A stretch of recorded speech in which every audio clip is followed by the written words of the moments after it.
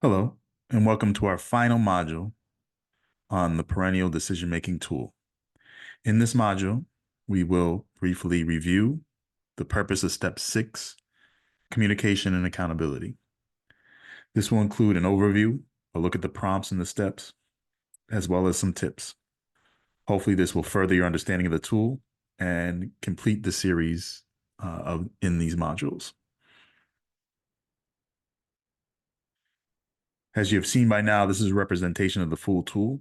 As a reminder, the tool in its totality is meant to be a resource that guides major decision making and infuses a set of deliberate steps in a process for excellence, equity, and continual improvement.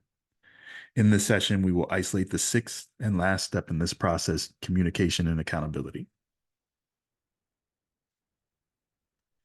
This last step in the decision-making process explores accountability and impact of the initiative. How will you inform the community about the initiative and all the work that went into building it? How are you going to measure, monitor, and report your progress connected to the desired result that you outlined for internal and external stakeholders? When would we want to do a formal review? Those are important questions to ponder as you try to ensure that all the time, the energy, and the resources you're spending affects the desired results that were the focus when building the initiative in the first place. This is the verbiage from step 6, starting with the general question, how will we ensure accountability, including evaluating and communicating the initiative's impact on our desired results? How will our plan be communicated to the community?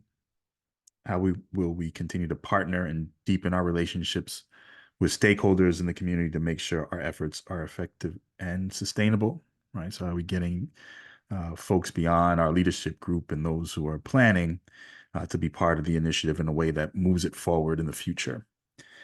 And then how will impact be evaluated and documented, especially as it relates to desired outcomes that you identified in step 1, which is the purpose of going through this whole process and creating some actions and implementation steps.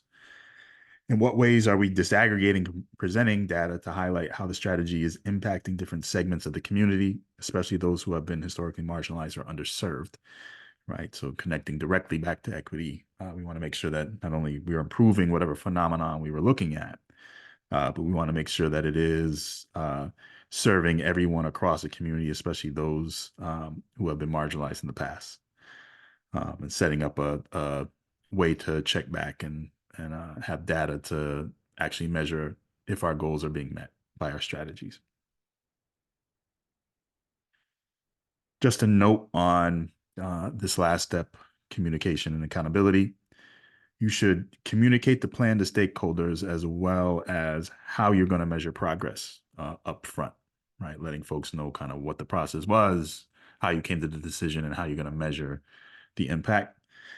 There should be some key performance indicators that are revisited in some interval to assess both how implementation is going and if the plan is having the intended impact on the desired results.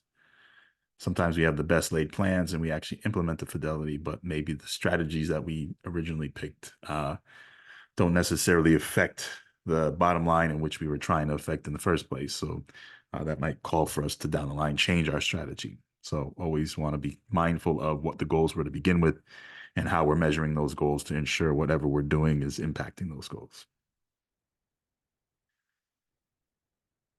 And that's it for the modules in this series.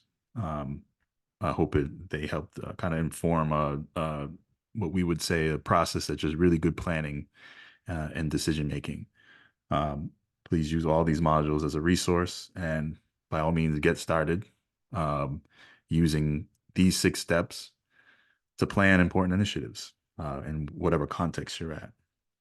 As a reminder, if you're interested in diving deeper with professional development, some strategic support, support in implementing the tool, feel free to reach out. Our contact again is info@perennialed.com, or you can visit perennialed.com and get in contact with us there. With that, we'll close out these sessions, and I thank you, and hopefully we'll see you down the line.